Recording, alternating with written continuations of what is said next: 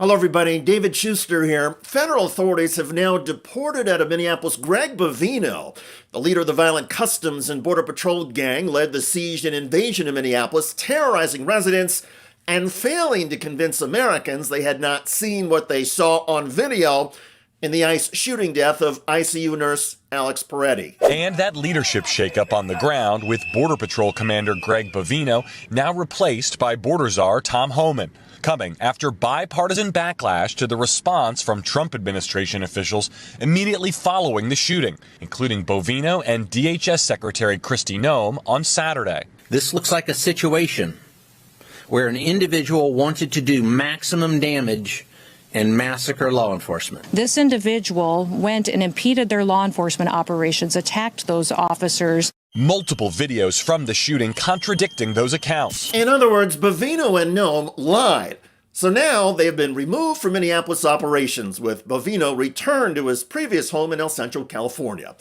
Bovino, who attacked peaceful protesters with tear gas and lied under oath, has also been deported from parts of the internet.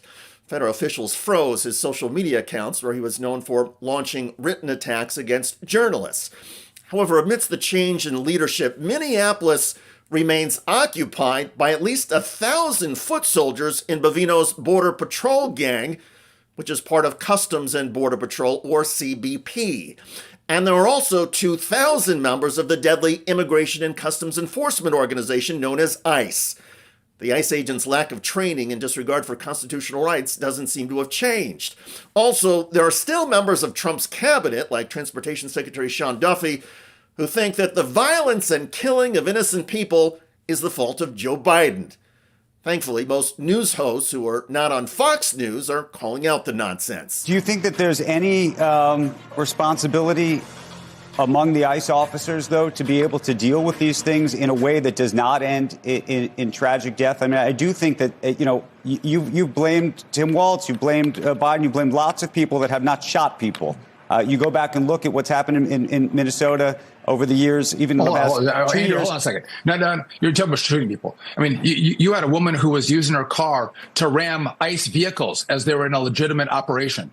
Again, we have an officer who had his finger bit off. You have officers who are trying to do their job and they're getting rammed and pinned in by other vehicles. This gets to be very, very dangerous. But this goes to the training story, Mr. Secretary, because you look at some of those videos and they've become a Rorschach test. And people look at some of those videos, including the police officer who was standing in front of the car, something that everyone has been trained in the military and police not to do, and yet they did.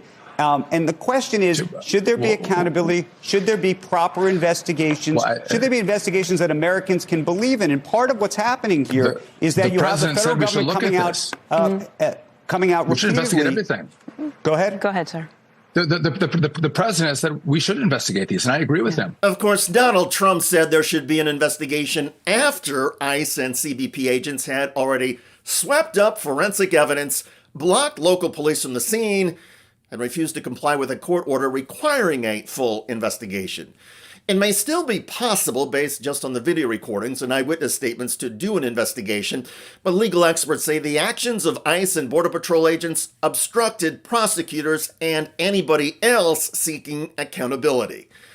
In Washington, D.C., lawmakers in both parties say the approach of ICE in Minneapolis to shoot first and ask questions later is outrageous. Democratic Senator Mark Warner notes that even though a majority of the public still supports closing down the border, an even stronger majority opposes the violent and unlawful nature of these deportation raids. I don't think the American people signed up for this, where you see people who are working. There ought to be a path towards legality. We've worked on that. We've screwed that up, immigration reform, for years, both sides. But the idea that we're going to send in these ICE agents, by the way, Joe, do you realize ICE used to take 5 to 6 months to get trained? They've now lowered the training period to 47 days. Why 47 days? Because Donald Trump's the 47th president. Tell me that's a rational approach. I'm not obviously I'm not going to take that bait and say it's a rational approach, but Joe, you can't pick your facts. But picking your facts and denying reality is part of the playbook for Trump supporters.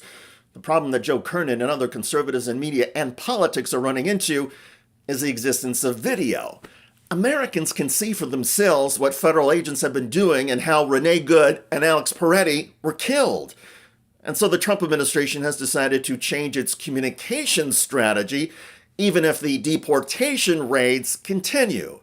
Even top conservative analysts say this is about public relations, not a change in policy. The extravagant statements by these DHS officials, ICE officials, and the DHS secretary over the weekend didn't play well.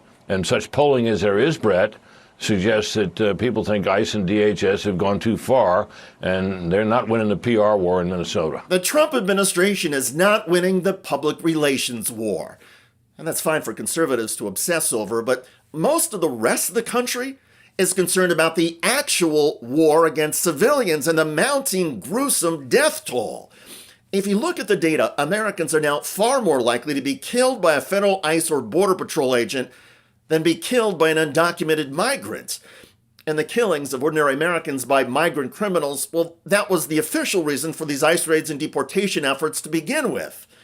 Thankfully, at least some of the ICE and CBP leadership are being deported away from Minneapolis, and that's a start. Did you know that the big wireless carriers like Verizon and AT&T made over $18 billion in profit last year? How? By overcharging you for unlimited data, most of which you probably aren't even using. But what if you could get paid to use your phone less and only pay for the data you do use? Well, with Noble Mobile, you can. For just $50 a month on their No Bull plan, you get unlimited data, and whatever data you don't use, you get cash back right in your pocket. People who switch to Noble can save an average of $500 to $1,000 a year. It's a no-brainer. And by switching to Noble, you're directly supporting TYT and our mission of bringing you honest, independent news. So give Noble a try and make the switch today. Scan the QR code on the screen now or visit go.tyt.com/plan. That's go.tyt.com/plan. By the way, a Trump-loving Fox News anchor recently got corrected and shamed on his own show over the Minneapolis shooting. The question I've asked a number of times today, Ted, is who goes to a protest and brings a gun? I mean, was he not asking for some kind of trouble in that situation? No, I really don't think so, John. Look, I've been on this channel on numerous occasions where we talk about the Second Amendment and the right to carry firearms. And I've known people to go to demonstrations before in the past and to have firearms with them. He didn't do anything with that firearm. That man is dead. And there's a question mark as to whether he should have been killed under these circumstances. Check out that video at the link below. I'm David Shuster. Thanks for joining us.